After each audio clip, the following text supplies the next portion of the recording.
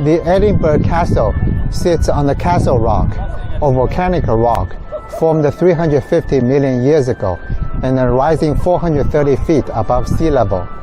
It served many purposes in history: a royal residence, an archive, a prison, and most importantly, a military fortress.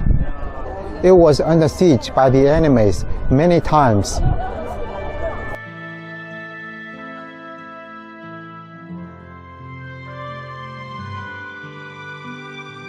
People of every nation have something in their homeland to be proud of, something that represents both a national shrine and an ancient monument. The Scots are proud of Edinburgh Castle, calling it the defender of the nation. Perched on the Castle Rock in the heart of Edinburgh, with dramatic cliffs, the fortress dominates the Edinburgh skyline and serves as a powerful symbol of Scottish heritage, resilience, and a national identity.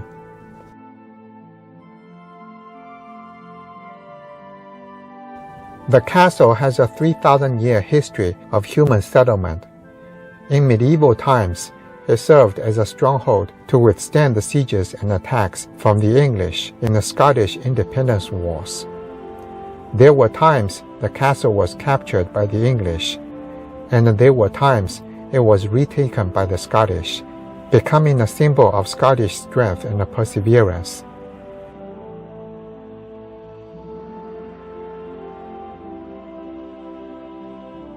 Many important historic events took place in Edinburgh Castle. In 1566, James VI was born in the castle. Later he became the king of both Scotland and England, uniting the crowns of two kingdoms, a pivotal time in British history. Home to numerous national monuments and museums, Edinburgh Castle is now the most visited tourist attraction in Scotland, receiving over 1 million visitors every year. Scottish National War Memorial, National War Museum, and the St. Margaret's Chapel are among the most popular sites to visit.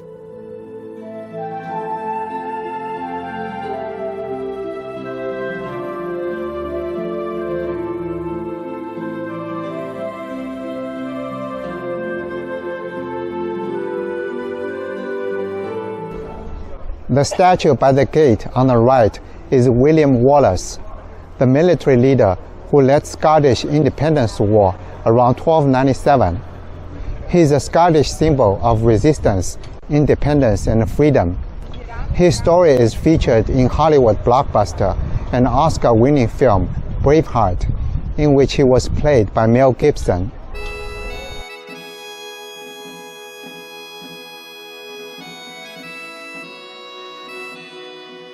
William Wallace won the Battle of Stirling Bridge in 1297 against the English, but lost the Battle of Falkirk in the next year. He was captured by the English, tortured and executed. The statue of Robert the Bruce is on the left side of the gate.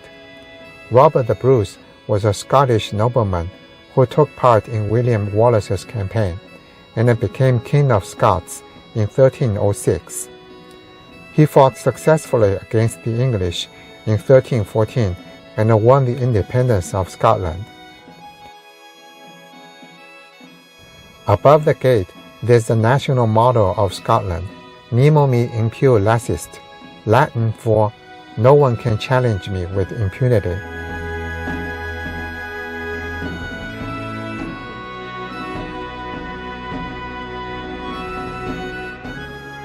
Edinburgh Castle is a vast, sprawling complex with buildings and fortifications spanning almost 1,000 years. Most have been altered considerably during their life, often more than once, to adapt them for new uses. The architecture of Edinburgh Castle reflects its long and layered history. Scotland's most noted architects, engineers, and craftsmen worked on it. The quality of its construction is outstanding. Its architecture is considered a medieval masterpiece. Quake-leaf sandstone, a tough, durable local stone, was used in most of the castle's walls and buildings, giving it the iconic gray-brown appearance. In addition to the buildings and fortifications, the castle is also home to numerous national treasures and enjoys cultural significance. The castle has 4 main zones: the upper ward, housing the most important buildings; the middle ward, housing structures built mostly for the army; the lower ward, housing the main entrance and the esplanade, originally part of Castle Hill.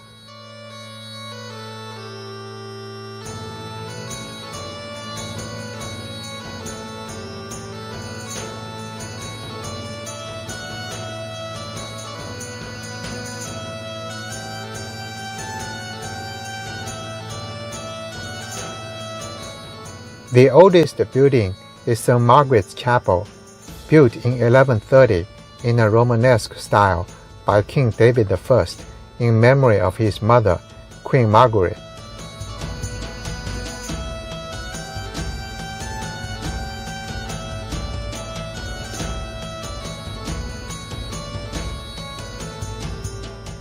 Half Moon Battery is a massive curved artillery fortification built in the late 16th century.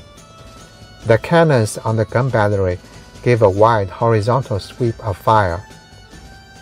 They were made in the 18th and the 19th century and used for castle defense.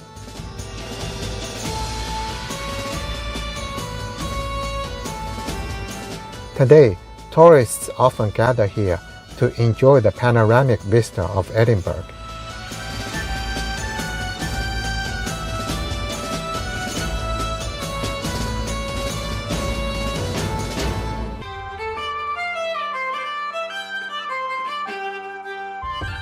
The Great Hall was built in 1511 in the late medieval Gothic style by King James IV, used for royal ceremonies, banquets, and state functions. Now showcases weapons and armor.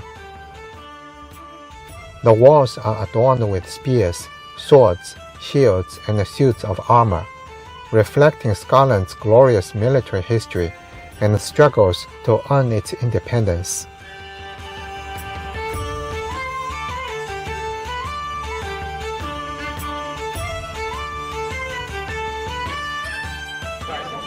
There's a cannon firing at 1 p.m. at Edinburgh Castle every day. Now it's 10 to 1. People are already gathering.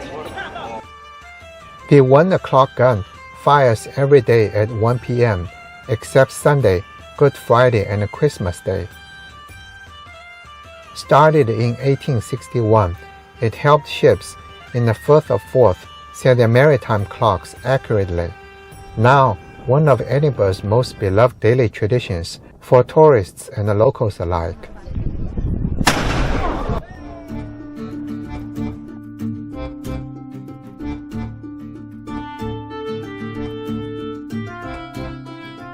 The prison at Edinburgh Castle, often referred to as the prisons of war, is a fascinating and a sobering part of the castle's long history. It offers a glimpse into how prisoners were housed during various conflicts, especially in the 18th and early 19th centuries.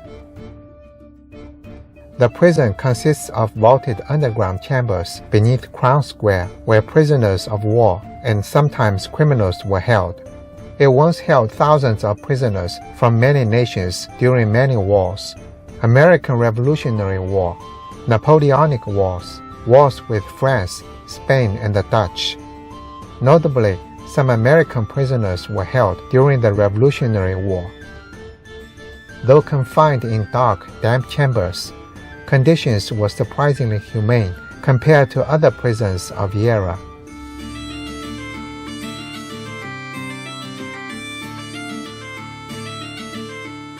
Prisoners were given hammocks, blankets, rations, and various games. Some were allowed to sell handmade goods at the market. Escape attempts were common. Some tunnels were discovered beneath the castle. Today, the prison is a tourist attraction with exhibits, wax figures, and objects. A curious visitor can enter a prison cell, look around, spend some time inside, and feel the prison atmosphere. I've never been in a real prison myself, nor visited anyone in prison. The experience of visiting the prison at Edinburgh Castle as a tourist is fascinating and satisfies my curiosity.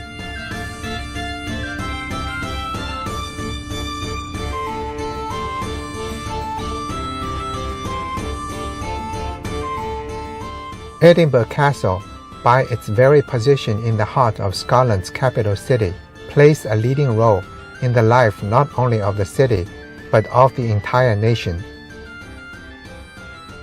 It's recognized as a national icon for its proud history, architectural achievement, and most importantly, the defender of Scotland.